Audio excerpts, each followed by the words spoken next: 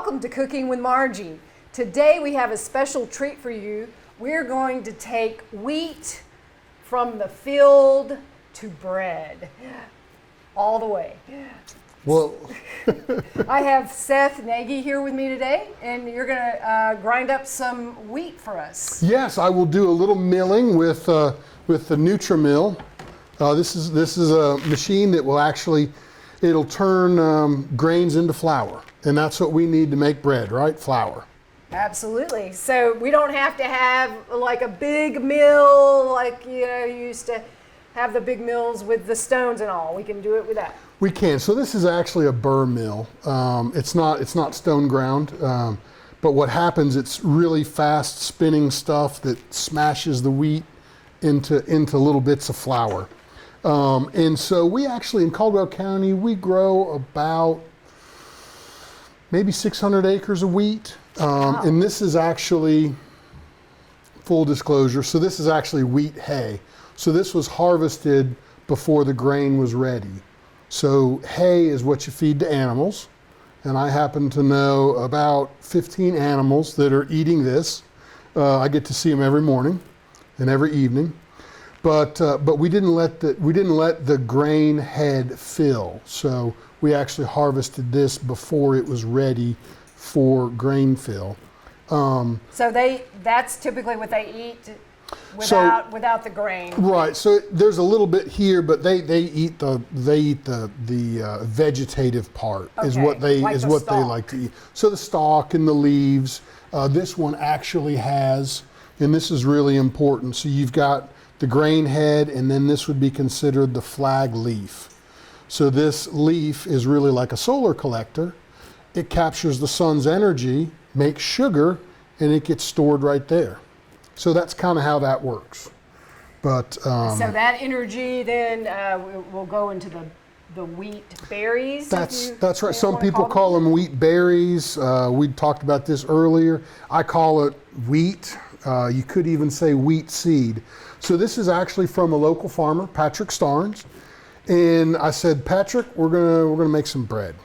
Can I get some of your wheat? And he said, sure. So he brought in a 5-gallon bucket. And so this is actually just regular wheat. And so each one of these little kernels or seeds could be planted and it will turn into a wheat plant. So in theory, you could go and plant this about a bushel to the acre, and you'd get somewhere in the neighborhood of 60 to 100 bushels back. I actually went through this and I sifted through. There's a few things. So this is called bearded wheat. It has the little hairs there. And this is some bearded wheat too. It doesn't always have these arms or these little hairs. But this is what I picked out right here. There was a little bit of that. And this is just straight from the combine. So there, in theory, there might be a bug or a rock or who knows what. So I went through and kind of cleaned it. So it's now ready. So if I wanted to make my own wheat and I had a connection with a farmer, that's what I'd have to do, right? Just make sure I clean it really well. Do you have to wash it or anything? No, no need to wash it. It's just that would be kind of tough. No washing. Okay, because you want it to stay dry too, I guess. Right, and it'll keep forever. So whether we're looking at folks that are trying to make their own bread for whatever reason, grains like this is something that could be stored. For people that are preppers, they can actually put this in a Mylar bag. They'll use an oxygen tab, and it will keep for indefinitely, more than a person's lifetime. Wow. And it would be just as good. You could get it out and mill it. I've also kept it before in a 5-gallon bucket with a lid. We use some dry ice. The dry ice would then melt and become carbon dioxide. And it would fill up the bottom of the bucket, push all the air and the oxygen out, and then we would snap the top on. And that's another good way. There are some other ways that folks store grain, but those are two good ones for homeowners. There's actually another little Another little one, it's still got the wrapper on there. But why don't I just go ahead and make some wheat, or make some flour from this wheat, and then we can get on to bread making. That sounds great. This will be the freshest flour I've ever had. So the seeds go in the top. And one of the things I like about this can do things other than wheat.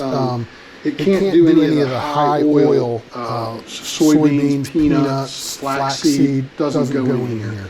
But you can use corn. In fact, you can even use popcorn. That's something that's readily available and pretty easy. So Margie, what I'll do is I'll go ahead and there's two different buttons on this. One is the speed of the motor, and the other is an on-off switch, and it also controls the feed rate. Since the motor's really high speed, if you let the grain get in there before it's up to speed, you can kind of overload the motor. So the manufacturer suggests you just crack it to get it started and then turn the feed rate. Since we want flour, we want a slow feed rate so that we get a fine flour. So here we go. All right. So the motor's up to speed.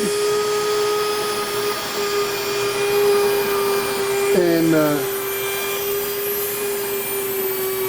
you can see the grain feeding in there.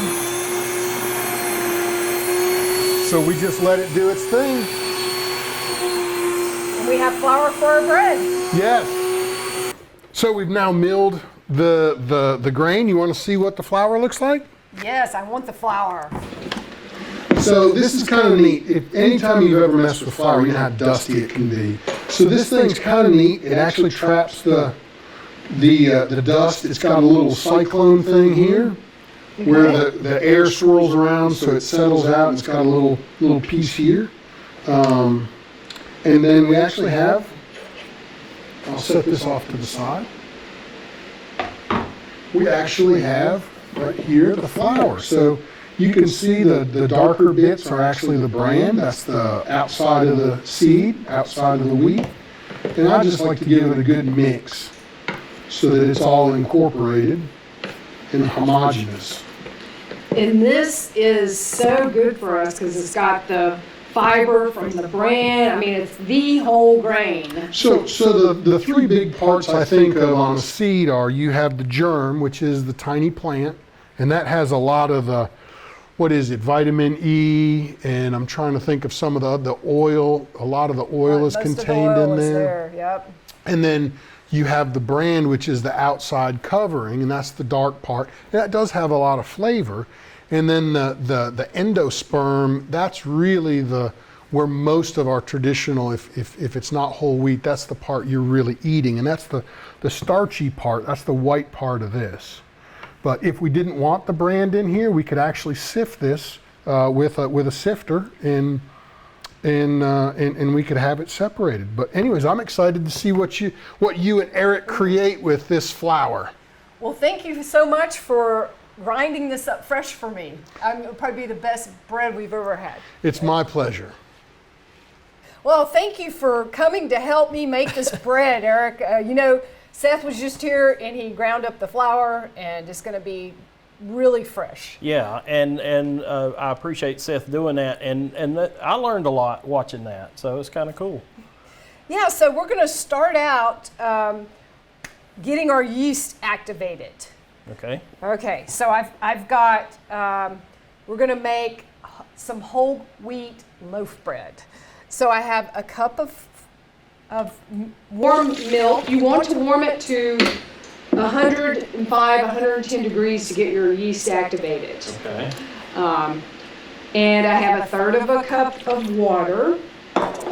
And now I'm going to use, this is called dry active yeast. Okay. So I'm going to use 1 tablespoon of this. Okay. So this, do you know what yeast really like? Heat? Heat, yes. And what do they like to eat? I don't know. Okay. They like carbohydrate, which you do have lactose in milk. Yeah. So they like that. That'll get them started. Okay. But what you have even more carbohydrate, they like sugar. Sugar, yeah. So I'm going to put some honey in my mixture here. Okay. Give it something to eat on. Yes, so then we'll know. And you know, if you do activate your yeast this way, then you know that they're viable, right? Yeah. And that what your product is going to rise. Because like, if you have like expired yeast, it's probably a good idea to make sure that it's well fed. that something's happening. Because you don't want to waste your flour, especially if it's fresh ground, right? Yeah. All right, so I'm just going to let that sit for a minute, and it should get frothy. Oh, okay. We'll watch it. Watch it get frothy. So, did you know there are different types of yeast out there? No, I didn't. So this one is called active dry. So you are supposed to activate it. Oh, okay. By putting it in with some warm water, and it definitely helps with the carbohydrate.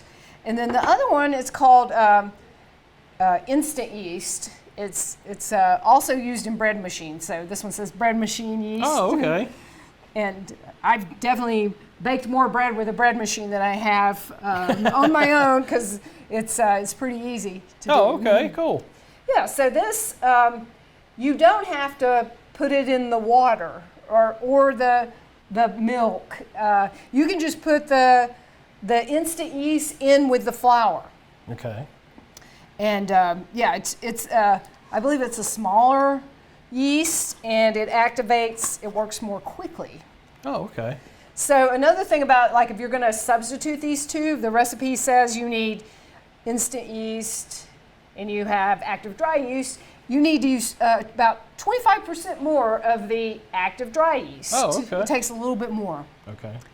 So I guess this is more potent. So, have you ever baked bread before? I have tried to make pizza crust and bought the little packs of yeast, and I don't know if we keep it too cold in the house or I didn't have the stuff warm enough, but it didn't really seem to rise too good. So that's my experiment that I've done. Yeah, and pizza is a great way to begin experimenting. Yeah, it was easy and fun. It is a lot of fun. And eating pizza is fun too. Eating bread is fun, right? Oh, yeah. Definitely. Okay, so I'm going to let you, now here's our freshly ground flour, whole grain. So this is a whole grain flour recipe. So, but I did experiment with just having 100% whole grain, and your bread is very, very dense. Oh, okay. It seems like the bran kind of breaks up the gluten a little bit. Oh, okay. And the gluten is what makes it airy. More airy, yeah. Yeah, like gluten forms the structure of the bread. So we're going to use some flour, some just bread flour with that as well. So if you want to mix those two together. Oh, all of it? Yes. All together now. And then we also need some salt in with that. Okay.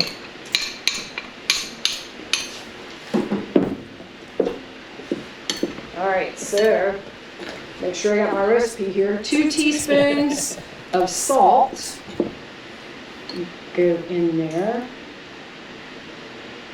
Just get all that together. So I kind of got the dry ingredients there. I got the wet ingredients here.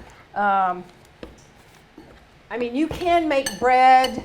There are recipes for bread that just call for flour, water, and yeast. Only those 3 ingredients. Wow. So it just depends on what kind of bread you're making. So this is just a basic homemade loaf. Look at our... Oh, it is frothing. Frothing. How cool is that? So that is alive. I'm going to put in a little bit of butter. Let's see, 2 tablespoons.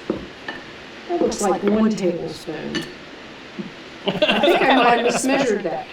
All right. No, I thought a tablespoon was like on a little divider on the butter thing. You know? Yeah. You cut it, that's about that size. Well, maybe I did get that. Yeah, Okay. you did. Yeah, Okay. if you got time to cut the little measurements, yeah. Now, You put can that tell in. what little cooking I do or baking I do. Okay. Put butter in lost. Yeah, you know all about the butter. butter. All right, so we're gonna mix these two together since this is frothy. You got that? So will you just? I'll just kind of start, and you pour that in gradually. Okay. So, All at once. yeah. She's like, "Go gradually." It would eventually come together. Tell me if I'm going too slow or too fast. You can go a little faster. Okay. Yeah. Don't want to shock the system here. Yeah. We'll put that in there. I'm really bad to do that when I'm making gravy and stuff, because I'm really bad to just like dump it all in there, and you're supposed to kind of Then it all whisk clumps it in. together, Yeah. and yeah. But I guess, it's something I do a lot, so I guess it's a whisk I like to take. That's very good. Another dad joke. Oh, it's I knew always you with the wouldn't dad spare jokes. us. Yeah. No, Yeah. spare us. Much like this, I try to rise to the occasion. So it's just getting worse. It's getting worse. Yes. Stop while you're ahead. Yep, this is coming together. It's coming together good. I think we're at the finishing line here from my side. Yeah. All right. Now, would it be better to get on in there and like hand do it, or what do you? Well, if you don't have a KitchenAid mixer or Oh yeah, well, a heavy duty we've invited mixer. the KitchenAid today. I've never met Mr. KitchenAid here. That's a No, seriously, if you don't have that, then this would be the time you're gonna combine your all paws of in it. this, and then you're gonna put some flour out on the counter, and you're gonna knead it. Oh, okay. Okay. So that's certainly what the grandparents did, right? Oh yeah. They did not have the KitchenAid. So the kneading process, whether by hand or with a mixer, that's where you're developing the gluten in the structure. Oh, okay. And this is bread flour has more gluten than just like all-purpose flour. Oh, okay. So that's why we use it for bread. Whereas, cake flour, pastry flour, that has less gluten, and that's why the cake is less chewy. Oh, okay. And let's see, I think that this is the whole wheat that we just ground up is a red wheat Yeah. variety. That's what's grown in this county. Okay. But since I do have this, I'm gonna do this. Yeah, if And I I've had a got- KitchenAid, I would use it. Yes, absolutely. All right. So you've got a I guess I dough. need to invest. Well, you can save a lot of money making your own bread. That's true. Eventually, it would pay for itself. There you go. Okay, so you're gonna turn this on kind of a medium low Okay. or a 4, and it goes to 10. Yeah. And so if it goes too long, the gluten will break and it'll become sticky. Oh, okay. So you don't want it to go too long. Okay, so we're gonna let it go for about 8 minutes. Okay. Okay. Here it is on 4. Okay. All right. Okay. So the goal is for when you don't want it to be too sticky, but just a little bit tacky. Okay. And whenever you push down on it, it should come back a little bit. Okay. Yep. So let's see.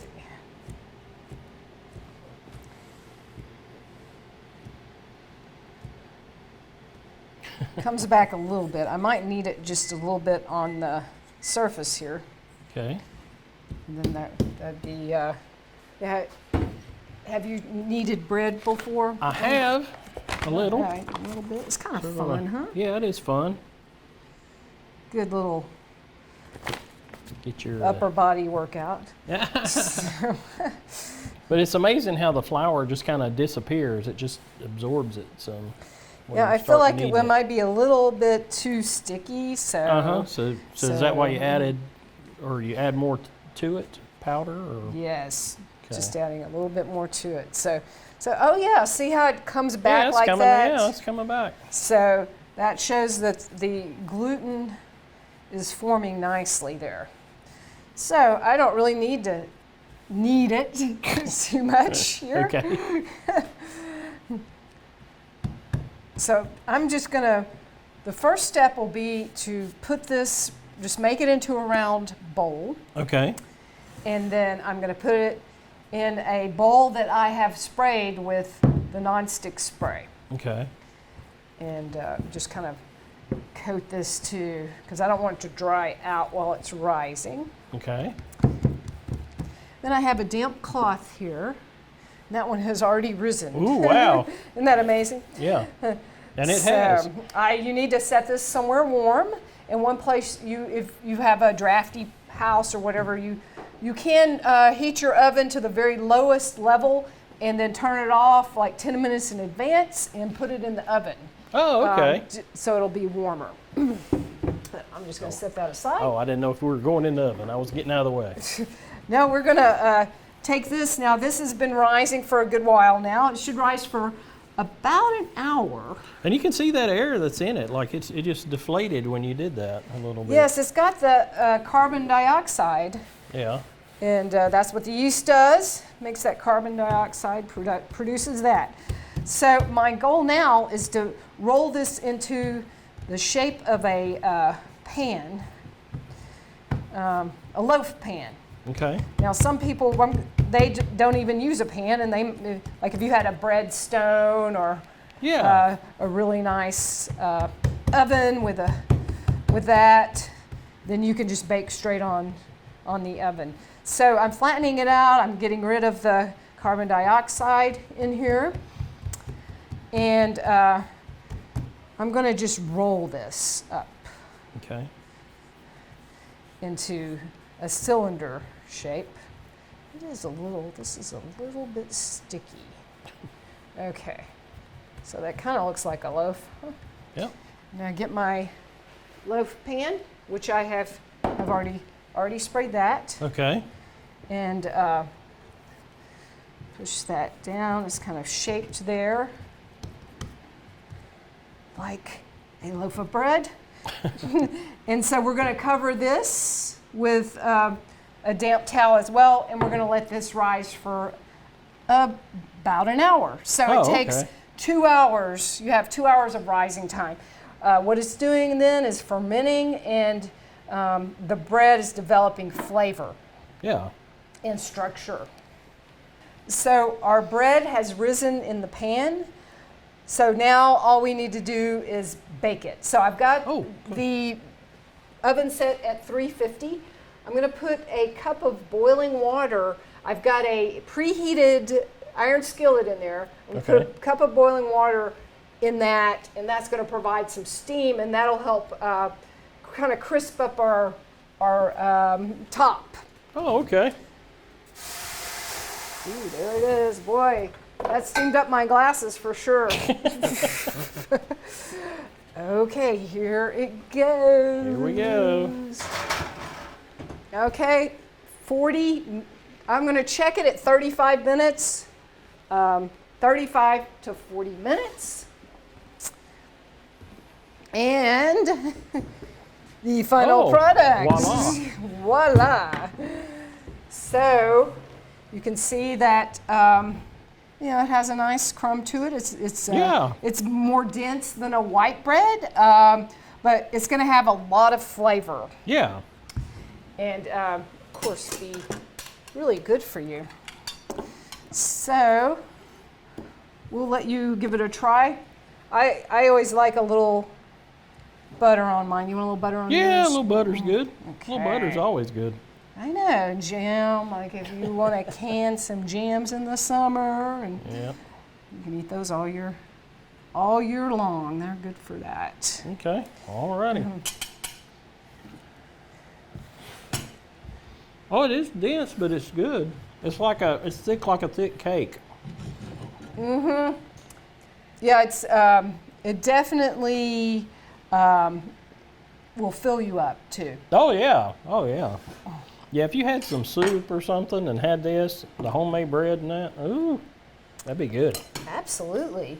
And another thing about it is you can really save a lot of money, especially if you were to grind up your own flour. But even not, I mean, one bag of flour can make so many loaves of bread.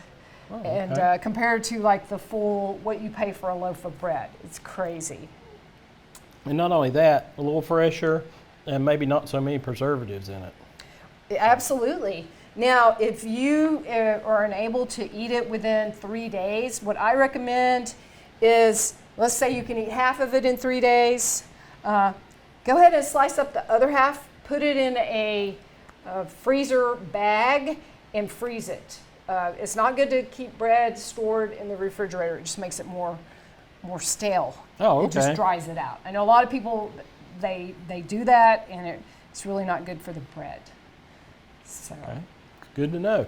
Now, when you do that, I mean, how long does it take to reheat it? It doesn't take long to reheat bread out of the freezer, does it? It really doesn't. If it's already sliced particularly, you can just pull it out, maybe 15 minutes, the slice, and just kind of set it out on the counter, and within 15 minutes, it's going to be fresh bread again. Cool, cool. Well, I appreciate it. It tastes great. Well, I'm glad that you like it, and I look forward to joining you. And I hope that you all have learned something and maybe give bread making a try.